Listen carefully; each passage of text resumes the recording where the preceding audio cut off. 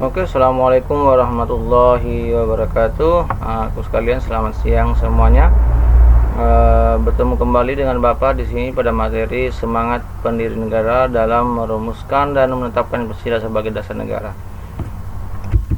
Anak sekalian, pada pertemuan sebelumnya kita sudah membahas tentang penetapan Pancasila sebagai dasar negara, di mana pada sidang PPK yang pertama tanggal 18 Agustus tahun 1945 berhasil menetapkan 3 hal. Yang pertama adalah menetapkan Undang-Undang Dasar tahun 1945 sebagai konstitusi atau hukum tertinggi. Di dalamnya juga terdapat Pancasila sebagai dasar negara. Yang kedua, menetapkan presiden dan wakil presiden, yaitu Soekarno dan Muhammad Hatta. Kemudian yang ketiga, membentuk Komite Nasional Pembantu Presiden, ya, di sini, atau kita kalau sekarang ini dikenal dengan menteri, ya. Pada pertemuan kita hari ini kita akan membahas tentang semangat pendiri negara dalam merumuskan dan menetapkan Pancasila sebagai dasar negara.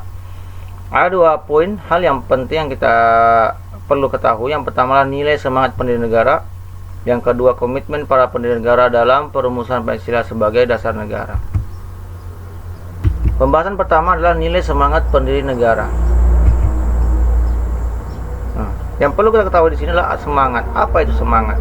Semangat artinya tekad atau dorongan yang kuat untuk menggapai keinginan atau hasrat tertentu. Jadi kalau anak sekalian misalnya punya sesuatu keinginan, yang keinginan itu harus anakku capai, keinginan anak-anak ingin mencapainya, punya semangat yang kuat. Nah, itulah keinginan yang kuat itu disebut dengan semangat. Keinginan yang kuat, dengan adanya dorongan dan tekad itu disebut dengan semangat. Semangat pendiri negara, ya, saat merumuskan dan menetapkan Pancasila sebagai dasar negara dapat dilihat dari bagaimana mereka punya semangat kebangsaan.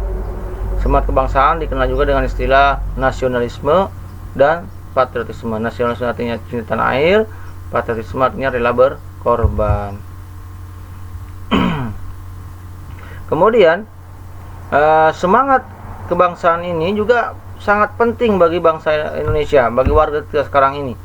Apa saja hal yang penting di sini? Di antaranya adalah yang pertama, mencintai bangsa dan negara. Jadi semangat yang perlu kita wariskan di sini adalah bagaimana kita mencintai bangsa dan negara kita. Yang kedua adalah bagaimana kita mewujudkan rela berkorban untuk kepentingan bangsa dan negara. Nah, misalnya bagaimana kita patuh terhadap pembayaran pajak, patuh terhadap lalu lintas. Semua itu bentuk-bentuk cinta dan rela berkorban bagi bangsa dan negara. Yang ketiga, rasa bangga sebagai warga negara Indonesia. Kita merasa bangga, memiliki rasa bangga dalam hati kita bahwa saya bangga sebagai warga negara Indonesia, dan saya harus membanggakan bangsa Indonesia. Bagaimana cara membanggakannya? Bagaimana kita memberikan contoh perilaku yang baik sama warga, apalagi terhadap warga-warga ASEAN datang misalnya. Atau kita bagaimana mengharumkan nama bangsa kita, baik secara mengikuti lomba misalnya olimpiade, lomba-lomba dan lomba-lomba lainnya, yang membuat harum nama bangsa. Itu adalah contoh rasa bangga kita sebagai warga negara Indonesia. Ya, dan masih banyak lagi yang lain. Kemudian yang kedua, komitmen para pendiri negara dalam perumusan Pancasila sebagai dasar negara. Seperti yang tadi, kita harus mengetahui dulu apa sih itu komitmen. Komitmen adalah sikap dan perilaku yang ditandai oleh rasa memiliki, memberikan perhatian, serta perlakuan usaha untuk mewujudkan harapan dan cita-cita dengan sungguh-sungguh. Kalau semangat tadi suatu tekad untuk mencapai, kalau komitmen ini adalah lebih ke bagaimana semangat itu selalu ada. Itu namanya komitmen.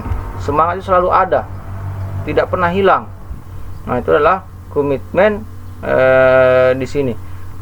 Komitmen ini, bagaimana para pendiri negara memiliki komitmen, ya, semangat yang selalu ada untuk mencapai kemerdekaan. Nah, contoh komitmen mereka sebagai pendiri negara diantaranya mengutamakan semangat persatuan dan kesatuan dan nasionalisme. Mereka buktikan dengan cara saat adanya masyarakat Indonesia Timur ingin yang merasa keberatan dengan sila pertama, Pancasila ketuhanan dengan kewajiban menjalankan syariat Islam bagi pemeluknya, ingin dirubah, maka mereka menyetujui demi persatuan kesatuan mereka akhirnya merubah menjadi ketuhanan yang Maha Esa. Yang kedua, adanya rasa memiliki terhadap bangsa Indonesia. Rasa memiliki ini bagaimana seseorang ingin berkorban, ya, apapun yang mereka apapun yang mereka rela korbankan untuk kepentingan bangsanya, itu disebut dengan rasa memiliki. Kemudian yang ketiga, selalu bersemangat dalam berjuang. Tokoh kita ya banyak sekali, seperti Insinyur Soekarno dan beberapa tokoh yang lain, ada yang diasingkan, ada yang dipenjara, ada yang dibunuh. Semua mereka yang diasingkan, di penjara, selalu begitu bebas, tetap mereka berjuang. Begitu mereka dibunuh, apa boleh buat, tapi mereka selalu punya semangat untuk memperjuangkan kemerdekaan dan mempertahankan kemerdekaan sendiri. Yang keempat, mendukung dan berupaya secara aktif dalam mencapai cita bangsa, yaitu merdeka, bersatu, berdaulat, adil, dan makmur. Aktif di sini adalah bagaimana mereka selalu ikut dalam setiap kegiatan, baik itu rapat secara resmi, rapat tidak resmi, ya, pada saat BPUPKI maupun sidang PPKI. Nah, begitu juga seharusnya kita tampilkan dalam kehidupan kita sehari-hari. Kemudian mereka juga melakukan pengorbanan pribadi dengan cara mengutamakan kepentingan negara dibandingkan kepentingan pribadi sendiri, serta mendukung semua keputusan-keputusan yang memang menguntungkan bangsa dan negara.